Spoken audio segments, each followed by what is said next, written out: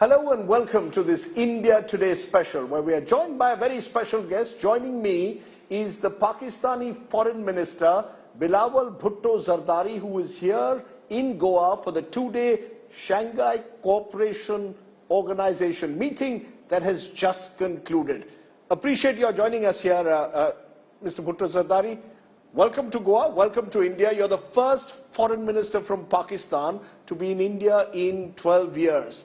But it appears that your visit has not been able to break the ice between India and Pakistan. From what we gather, no conversation with our Minister, Dr. Jaishankar, unconfirmed reports of a handshake, and little progress made in breaking the ice. Am I right to say nothing has really been achieved by you being in India? First of all, thank you so much for having me, obviously here in Goa, but particularly on your show, India Today. I like the opportunity to speak through you to the Indian people.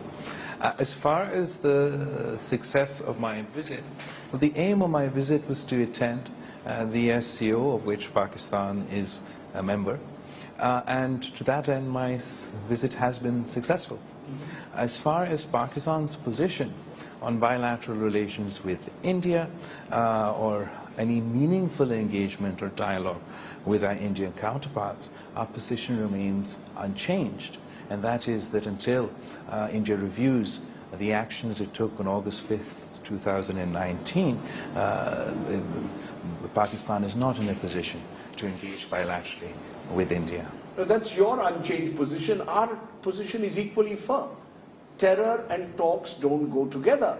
And until Pakistan is seen to actively do enough to stop cross-border terrorism, to sponsor terror outfits like the Jaish and Lashkar, we can't talk with Pakistan. So it seems, therefore, that the two countries are in, as I said, a deep freeze. How do you respond to India's position? You cannot have terror and talks coexist. So as far as India's position is concerned, terrorism isn't anything new. It's an old challenge, and despite having to face this challenge, we have had on and off talks.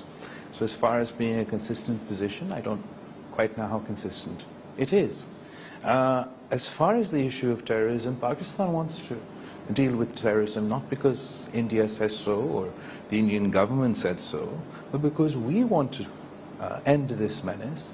It has caused the largest number of casualties amongst any of the SCO nations present here today. Pakistan has suffered the most casualties. I myself stand here before you today, a victim of terrorism. So Pakistan and myself are wholly committed to combating this menace. As far as accusations are concerned, we are ready and willing to engage and address any concerns that India might have, but India would also have to address our concerns. India would have to explain what Kulbhushan Yadav, not a non-state actor, a state actor, a Navy commander, was doing in Pakistan, carrying out terrorist attacks on Pakistan's soil. Does that not come under cross-border terrorism? Can I just stop you, Mr. Foreign Minister? If you allow me to complete, yes. and then Yeah, of sure. course that's one such complaint. Then of course we all know the incident of Samjhota Express, where we are yet to see justice. The Lahore incident, terror attack that I presented the dossier before the United Nations. All those questions need to be answered. You know, I can go on and give you a long list of Pakistani involvement in terror attacks that dates back to the Mumbai blasts of 1993, through what happened in our parliament, through Pathankot, through Pulwama, through Uri, even to Poonch 3 weeks ago. The fact is, the evidence that Pakistan provides, whether it's about a Kulbhushan Yadav, whether it's about Lahore the terror attack, has not been backed by international agencies. In the case of Pakistan, we've seen Mr. Bhutto Zardari. The fact is that let's be very clear. And very clear that this is backed by credible evidence. I see. Would you allow me to respond, or would you continue? No, you know, these are credible evidence. I was in Clifton where you live, and Dawood Ibrahim, responsible for the attacks of 93, still continues to live there. Hafiz Saeed, no action, credible action taken for 2611. Masood Azhar for Parliament, for Pulwama. So, you know, we can give you a long list of The point evidence. is, while you claim to have a long list, you refuse to accept that Pakistan has any legitimate concerns. For example, you were saying that the fact that we've caught Kulbhushan Yadav, we can show him to you. The fact that he was a Navy commander in the Indian Army is not a legitimate accusation. Then who is India to defend in Pakistani courts? Who is this man, Kulbhushan Yadav? Who is Ajmal Kasam? No, who was sir, caught in the act see, of I'm terror on not 26/11, sir. denying there's a Mumbai trial ongoing within Pakistan. The reason that trial has not progressed is because India is refusing to produce the witnesses necessary for us to take that case forward. If you compare that with the Samjhota Express attack, over there everyone was acquitted. We've sent you voluminous evidence of 26/11, Mr. Foreign Minister. I'm not doubting that you've sent. I'm not doubting that you've sent evidence. You want to live in denial. This is the problem. This is not denial. This is the problem. The problem is I'm being very clear with you. I'm speaking with facts and I'm speaking rationally and unemotionally. But you were getting quite hyper.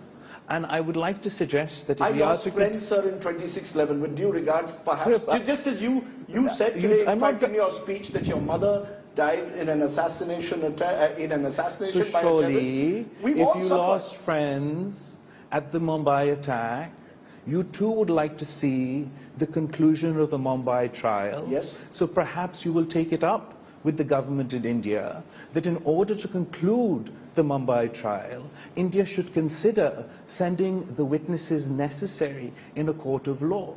We have a very similar legal system in India and Pakistan. We provide you voluminous evidence, sir, Mr. you can provide as many pieces of paper as you would like, but as your legal system works, so does mine. And in your legal system, along with those pieces of paper, you have to provide witnesses in order for a case to go forward. So until we have that sort of cooperation from the Indian side, this case cannot conclude. Now that I have shared with you my position on the Mumbai case that is sub judice and ongoing, could you perhaps enlighten me that on the Samjhota attack that took place in 2007, where Pakistanis lost their lives, why it is that India has been unable to hold anybody accountable for that terrorist incident on Indian soil that resulted in Pakistani lives lost?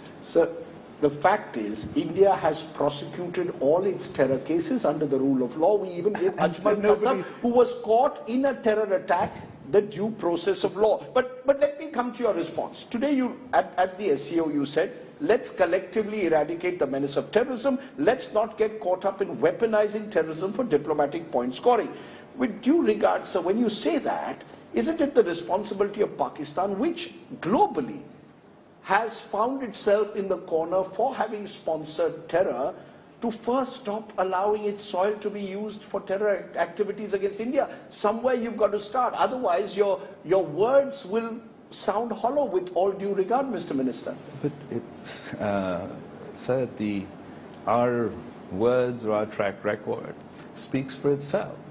We are the only country on the planet that has not completed one, but two financial action task force objectives, one on counter terror financing and one on money laundering. As far as the issue of terrorism is concerned, the numbers speak for themselves. You can take out the data between sort of 2006 up until 2014, Pakistan was in a very difficult situation vis-a-vis the activities of terrorists. We were facing terrorist attacks almost every other week, but precisely because the whole of the Pakistani state, across the political spectrum, sat together, came up with the necessary consensus that resulted in operations in South Waziristan, then in North Waziristan, and a national action plan, we managed to break the back of these terrorists. And unfortunately, you're caught in an old, stale perception about where Pakistan is on this issue. And I believe it would be more constructive if we engage on these topics, because I am saying this is a genuine issue for me. I understand that it is a genuine issue for India. I'm not denying the legitimacy of this concern. I'm just suggesting the way that you're engaging in trying to resolve this concern is not necessarily the most productive You're saying have an open dialogue. You will express your concerns. We will express your concerns, because today you argued that you, in your speech, that you felt the pain of terror because you lost your mother to an assassination by a terrorist. You then went on to say we must stop conflating non-state actors with state actors. But for that, sir, the state must act, Mr.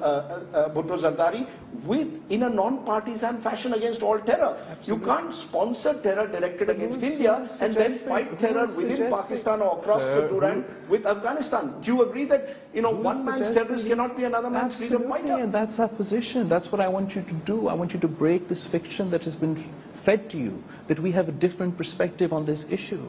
I believe that this line of argument, this wolf whistling around the world terrorism, which is ultimately an Islamophobic wolf whistle, not only to whip up Hindu sentiment at home here in India, but also to browbeat Pakistan. That might be a good electioneering strategy for some, but it's certainly not an effective counter-terrorism strategy. What I'm trying to explain to you, that with better coordination, and I absolutely agree that not only us, but the international community needs to coordinate better vis-a-vis this topic, we can achieve far more than we have today. Pakistan has achieved in our fight against terrorism across the board.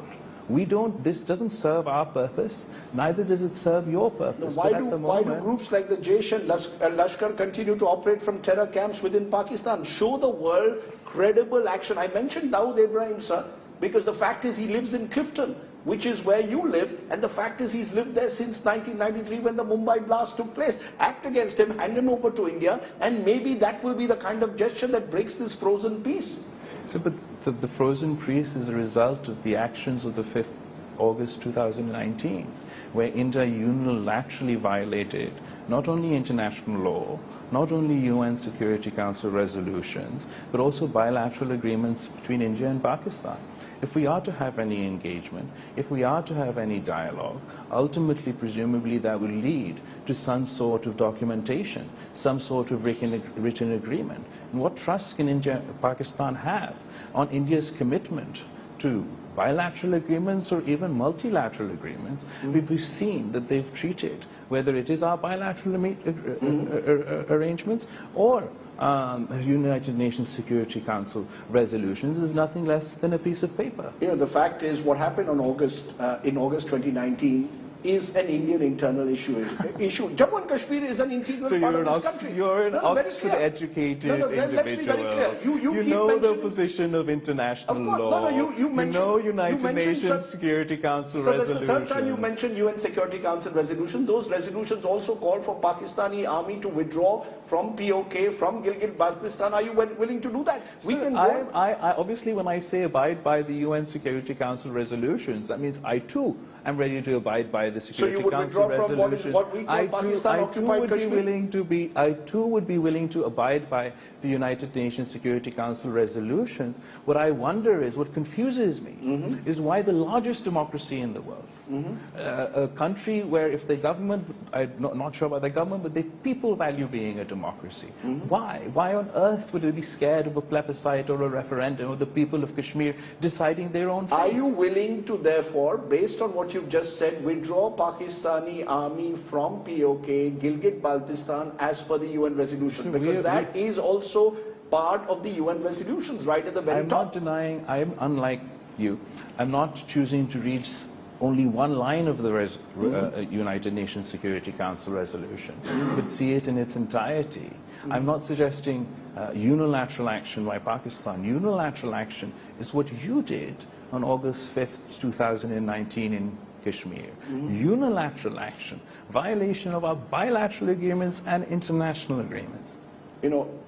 Mr. Bhutto, the fact is, in this brief conversation already so far has revealed the huge trust deficit that exists. No, there's a fact deficit. Just a minute, sir. Prime Minister Modi... There's a fact deficit. No, Prime Minister Information deficit. Right, Prime Minister Modi came to power in 2014. The first act was... Came to where? Came to power in India in 2014. The Prime Minister invited Nawaz Sharif to his swearing in. Mr. Sharif came. He was then in Pakistan, came impromptu, met Mr. Sharif in December 2015. What happens a few weeks later? Pathankot, a terror attack. How do you build trust when we've seen it happen with the Lahore bus yatra, was followed by Kargil? There is no trust because Pakistan has not done enough to ensure trust. Tali do haath se bachti hai. Sir, tali exactly do haath se bachti hai. تو اگر آپ کہہ رہے ہو حکومت بھارت کا حکومت شرم الشیخ میں مانتا ہے کہ ہم بھارت بلوچستان میں انوالوڈ ہیں، پاکستان کے خلاف کے فورسز کو سپورٹ کر رہے ہیں بلوچستان میں، پھر اس کے بعد India didn't admit that at Sharm el-Sheikh. Again another history lesson, that's a separate topic.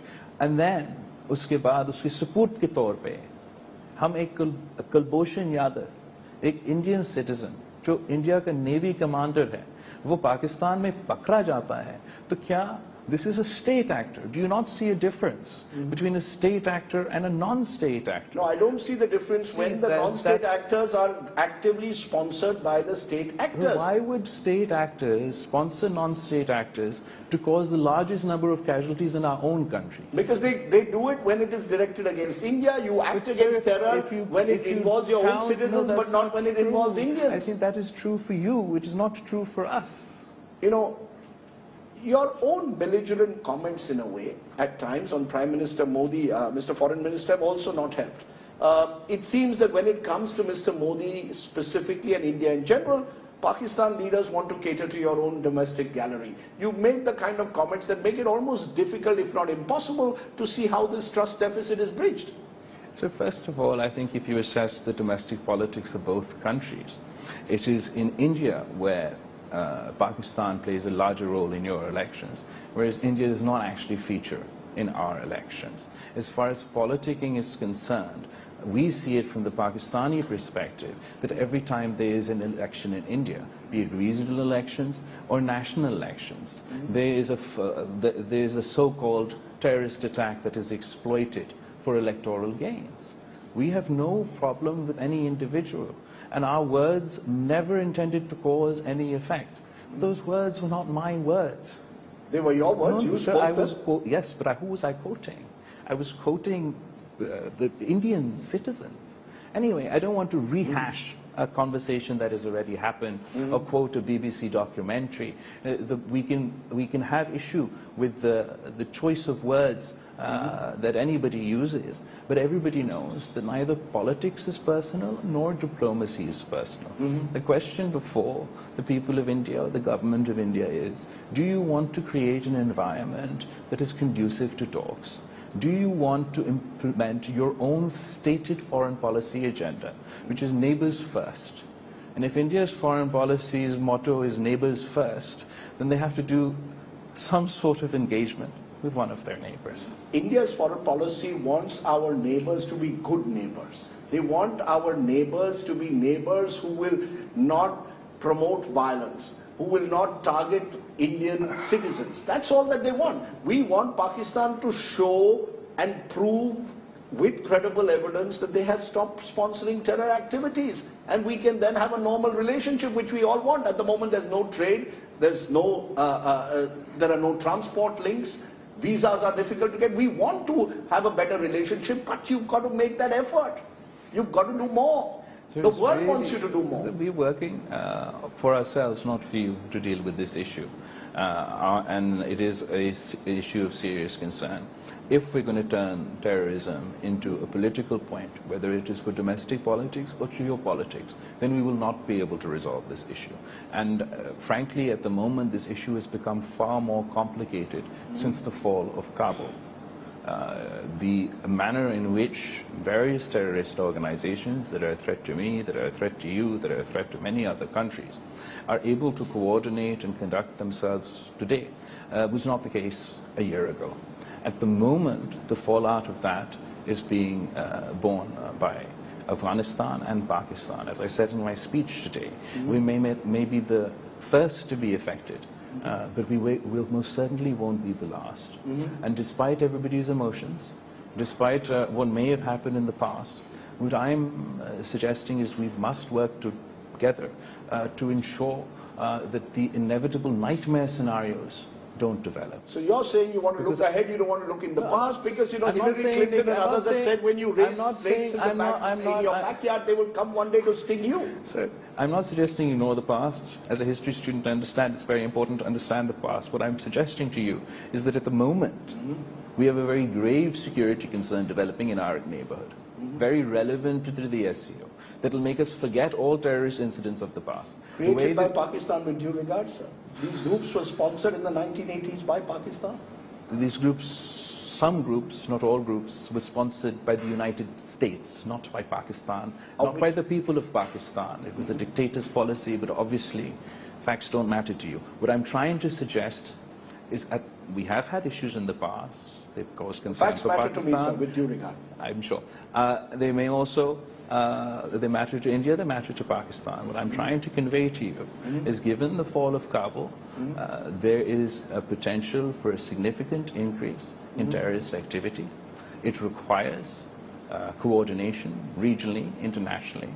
And unfortunately, what we see today is a hyper-partisan, hyper-polarized international relations geopolitical environment, where it's not easy to find that common ground. And what my proposal was to say... Created by, in a way, I repeat, Pakistan. You talk today, lament about the fall of Kabul. The groups, the Taliban-linked groups were all sponsored by the ISI network. Why you know, let's not kid us. Let's not It's very easy and it's very unfortunate, because when hate drives the entire conversation, when someone's taught that just because you're a Pakistani, everything you do is wrong, or just because you are a Muslim, everything you do is wrong, or you are to fault for everything, it's very easy to stop critical minds from thinking. And when critical mind stops thinking, then we end up being unable to solve problems. And I believe that's where we find ourselves. I don't feel it is that I have a need to justify, because I risk my life every day in my own country to deal with the issues of extremism, of violent extremism. And you might get some sort of satisfaction by relishing in the accusation that somehow Pakistan is to blame for global terrorism. What I'm trying to suggest to you, that we have to work together, whether it's Pakistan or India or the other members within the SCO, if we truly want to solve this issue. Now, I truly do want to solve this issue, which is why tomorrow in Pakistan, I'm going to have a trilateral meeting within the Afghan interim foreign minister and the Chinese foreign minister, because I'm going to work together with serious people, with rational people, to try and resolve what is a pressing issue for this region. You know, it's very interesting. You mentioned hatred and extremism just now, a moment ago. You've been quoted in the past of saying you're very worried about the condition of Muslims in India, that Hindutva is leading to the persecution of Muslims, was a quote that you made. I can turn around very easily and say, what about the condition of Hindus, of Sikhs, of Christians, of Ahmadiyyas? We've had Shias being killed only yesterday by Sunnis in your country. I mean, I can give you a long list of forcible conversions, of temples being targeted. I mean, Mr. Foreign Minister, surely the condition of minorities in your own country should worry you far more. Sir, given that the percentage of Hindus, Christians have actually gone down to below 1%, shouldn't that be your worry as a politician of Pakistan? As a politician of Pakistan, within my own domestic politics, absolutely, I'm a champion, not only for minority rights, but for interfaith harmony. My party, the Pakistan People's Party, is the only one actually who has directly elected both provincial and national members of parliament who are from our Hindu minority.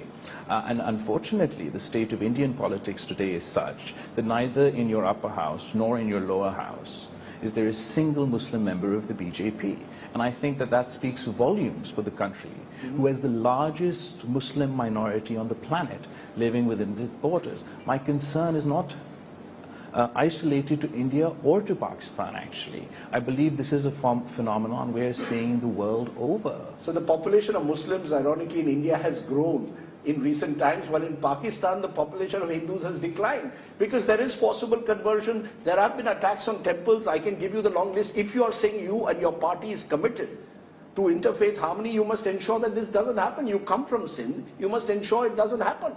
I mean, that, you see, again, it's the proof of the pudding, sir, lies in the eating. So evil exists everywhere in the world. The question is, how do you respond to it? In my province or in my country, if such an incident takes place, I will be on the side of the victim. I will try, and the life is unfair, our institutions and system is unfair. There are times where I will not be successful. But my attempt will be, my want will be, my niyat will be that I would want to try and resolve an issue in an amicable way for the victim of the situation. Can you give us that assurance? Absolutely. I do it every day if you just, Googled or looked. But the point is, can you say the same for what happened in Gujarat? Was the government at the time actively involved in trying to save lives, or was it trying to do something else? And I think that's the fundamental difference. It's not like there's no hate. In America, it doesn't say... Sir, I haven't finished my comment, and I understand that you're emotional. So I'm trying to suggest that hate has no borders. You have hate incidences and with increasing frequency all over the world, but they happen in Pakistan, they happen in India, they happen in Europe, they happen in America. The difference is how we would like to see responsible states react to that. And the India that I was taught about growing up, the India that my mother raised me explaining how this India was like, I was told that India was a secular democracy. And I, growing up now as a young adult, see a very different India. If I comment on that from time to time, I don't mean that as a personal slight to anyone. I don't mean that as in order to be offensive to anyone. And it doesn't mean that I'm not cognizant of the challenges within my country. In fact, I actively attempt, whether it's through legislation or pushing the police or provincial authorities, to try and address such issues. Let me assure you, we have a strong civil society. And we have a robust Supreme Court that does address all the concerns that you have. We can have differing perspectives of it, but that's my perspective. Can I ask you, in the case of the gang rape of Muslim women in Gujarat during the 2002 riots, who were recently pardoned by your government, what sort of message do you think that sends to the Muslims everywhere? May I also tell you, sir, that there are a number of Indian citizens who have gone to the Supreme Court and demanded that the individuals who spent 15 years and more in jail, they continue to remain in jail for life. So we have a robust civil society. As do we in Pakistan. But what I'm suggesting to you, that if I had even, and I would never even think of, this would never even cross my mind, but in the context of such sort of religiously sectarian, whatever you want to call it, polarized dispute within my own country, if I had given a pardon like this, you would not let me forget it. You would not be defending me by saying that, oh, but some citizens took me to court. You would say it is wrong, and it is wrong if it happens in India, and it would be wrong if it happens in Pakistan. I'm very clear that the rule of law must apply universally. Human rights are universal. We agree on that. But you continue, Mr. Minister, to harp on Kashmir. Is there a realization somewhere that this obsession with Kashmir over the decades has cost Pakistan economically and, dare I say, politically and diplomatically? That every time I will tell you terror and talks don't go together, you will refer to August 2019. That's not what I always Do you agree that this obsession has to end? 2019 has only been a fact since 2019. No, but do you agree that the obsession has to end? That the obsession has to end for Pakistan to actually... I don't have an obsession, but this is a commitment that you made, that India has made to the people of Kashmir. It's a commitment that we've jointly made. And what I don't understand is, as a confident country, as a country that is proud of its success, that is proud of its democracy, what is the harm to India in abiding by the same UN Security Council resolutions that are a result of their Prime Minister going to the United Nations? What is the harm in having a plebiscite? As I said, the plebiscite will also turn into POK. Sure. I am happy to. I'll lead the campaign in Gilgit-Baltistan. Aap jaake Srinagar se campaign lead kare, magar referendum to hold kar le. Okay. Rai shumari ho jaye. Baat khatam ho jayega. Okay, but आपके लिए, मेरे लिए, and सबसे भरकर जो कश्मीर के अवाम के लिए, because it's not मेरा obsession, it's उनका obsession, and वो generation after generation एक ही मुतालबा कर रहा है, और मेरा और उनका एक ही मुतालबा है कि रायशुमारी करके दिखाए. You know, post 2019, actually, what we are seeing in Kashmir is certainly investments. We're seeing tourism. We're seeing a new Kashmir. So, you know, we can have again different perspectives. I agree with you that you are seeing a new Kashmir. Okay. But this new Kashmir is a violation of everything that India stands for. It is a blatant attempt to turn Muslims into a minority within their own land. Some call it an ethnic cleansing within Kashmir.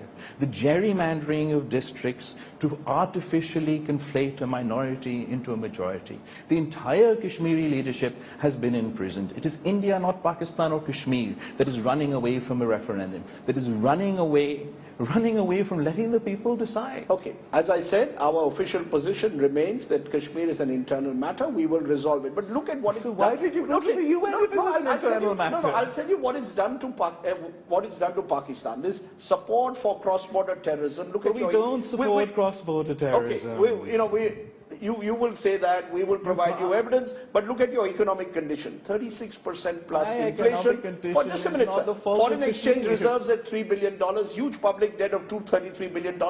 You're a country that at this moment perhaps first needs to focus domestically on the crisis that you have. You can't even look at these external realities. Do you appreciate the nature of the crisis you're facing, sir? Absolutely. But does that mean I should ignore the injustice that is happening in Kashmir? Just because I too am facing my own problems, I'm willing to face my own problems as well. I believe my problems have nothing to do, and are no fault with the people of Kashmir. And while we are facing difficult times, these are temporary difficult times, and I'm sure that we will rise again. Mr. Bhutto, though you're here for an SCO summit, interestingly, the fact is there hasn't been a SARC summit, a South Asian Regional Summit, since 2014, since Kathmandu. Yeah. India has boycotted the idea of a summit in Pakistan since 2016. You're saying sabotage. The fact is that SARC, many believe, is being held hostage, or that's how we see it, to Pakistan's state sponsorship of terror. Does Pakistan see a future for itself in South Asia, a future for SARC? Do you really see SARC to have any kind of future? As far as SARC is concerned, I mean, it just shows your country's pettiness when it comes to foreign policy. And my presence here shows that Pakistan's foreign policy is completely sort of the juxtaposition to your country's foreign policy.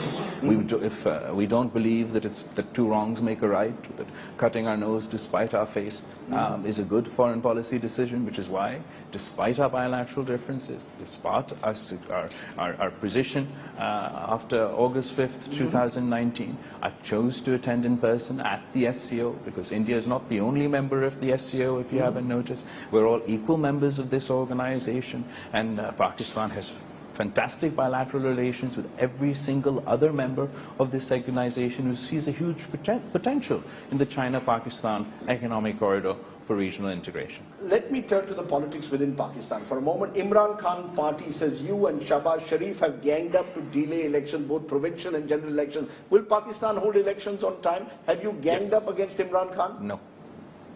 We will have elections on time. Our constitutional term will end according to its constitutional limit, and elections will happen this year, either in September, October or November, as the constitution allows. Are you running scared though of Imran Khan? Not at all. I've beaten him in every... He's attracting large crowds. I attract large crowds too. But the Pakistan People's Party feels confidence about its chances against Imran Khan. We've beaten Imran Khan's party and Imran Khan himself in each and every by-election that we faced him in, whether it is before his fall or after his fall. And inshallah, when we go to the people of Pakistan for a general election, they will choose the side of sanity over this new, narrow, populist nationalism. Do you have is there any truth that there are still back-channel talks taking place between India and Pakistan? No back-channel talks? None whatsoever? None? No. No. Okay. I want to ask you this. You wear the Bhutto legacy. Zulfikar Ali Bhutto, your grandfather, was here for the famous Shimla Agreement, but he was also the one who spoke of a 1,000-year war with India. Your mother and Rajiv Gandhi met, and that was a historic summit at the time, and yet we had terror in Kashmir soon after. How do you, Bilawal, Bhutto, Zardari, see your grandfather and mother's legacy, and how do you therefore view India and Pakistan in your vision? So as far as India and Pakistan is concerned, my mother's manifesto, her politics, was based on normalizing relations with India. This has been my party's consistent position. I mentioned August 5th and why that's complicated it for us and complicated it for even those parties within Pakistan who have long advocated for normalization of ties with India. As far as Pakistan is India is concerned, and the people of Pakistan and India are concerned, our destiny is peace. We will have a peaceful, prosperous future. My generation, I hope, will not be bogged down by history and forge our own history I might sound naive at times. I understand that it's a very complicated task. But this is our fate. This is our destiny. It's interesting because you're moving away in a sense from the 1,000-year war which your grandfather spoke about, and you've got General Asif Bajwa now saying Pakistan cannot afford a war with India. As far as my grandfather, the problem with taking out one sentence anywhere is that it's out of context. I believe that my grandfather came into power at a time when Pakistan was in crisis. We'd lost half our country, and he engaged diplomatically with India. Many within Pakistan say that he won on the negotiating table what had been lost on the battlefield. But we always were in favor of engagement. When my mother became Prime Minister of Pakistan, she was declared a security risk because she dared to believe in peace over war. And I saw my father try. It was the first time in the longest, since the 1950s or whenever, I can't even tell you since when, that when my father was in power, that we unilaterally restored trade ties with India. At the moment, we face a whole host of challenges. Our bilateral ties are frozen for their own reasons. But globally also we're facing enormous challenges. The economic crisis, while acute in Pakistan, is being felt everywhere. We are all suffering the impacts of the COVID pandemic. It's affecting India, it's affecting Pakistan, it's affecting the people in Europe, in America. There's massive inflation. Climate shocks are so severe. What happened in Pakistan last year was out of some sort of apocalyptic movie. Imagine, I said in my speech, a third of the landmass of India underwater, what would that look like? If 1 in 7 Indians were turned into climate refugees overnight, what would that number be? Because that's what happened to us last year. And to top that all off, we have issues like terrorism, the fall of Kabul and the complexities that is caused, and which is why we need forums like the SCO, where despite having bilateral issues and differences and some problems that has made bilateral engagement difficult, we have forums like the SCO where we can work together, and that is ultimately the only way to address these problems. Your team is asking me to wind up. I'm going to ask you 2 very small questions. One, am I talking to a future Prime Minister of Pakistan? Because your critics call you an intern foreign minister. Imran Khan is dismissive of you as a I love it when you're underestimated. Imran Khan used to mock me as a child when he was Prime Minister, but then I came up with the no-confidence strategy that ultimately led him to being walked out of office. So I relish in the idea that my opponents underestimate me because they think I'm inexperienced. It is as a result of that underestimation that I have managed to outperform, both politically, and I don't like to say so myself, but I'd like to think that impartial observers would agree, also diplomatically in my short year as Pakistan's foreign minister. We'll see that in the general election, Mr. Foreign Minister, but I must ask you in conclusion, did you have a handshake with Dr. Jaishankar or not? In all our unofficial engagements, we always shake hands when we meet. So you shook hands? Of course. And we had a dinner conversation amongst a whole host of other foreign ministers, as one does at these sorts of events. We didn't hold a bilateral engagement. We'll wait and see where, therefore, that handshake goes in the future.